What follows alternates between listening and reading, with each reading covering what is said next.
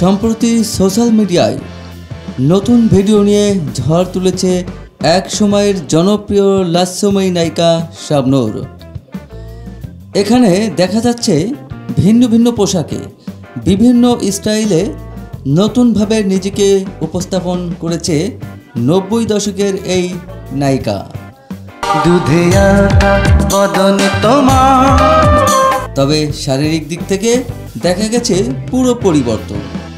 শরীরের মেদ কমিয়ে একদম আগের শাবনূরের মতোই পর্দায় দেখা দিল আবার। তবে এত পরিবর্তন কিভাবে হলো? অনেকেই বলছেন এটা আসল শাবনূর নয়, এআই দিয়ে তৈরি। কিন্তু শাবনূরের ফেসবুক পেজ খতিয়ে যতটুকু জানা যায় এগুলো কোনো এআই নয়, সবই আসল শাবনূরের ভিডিও।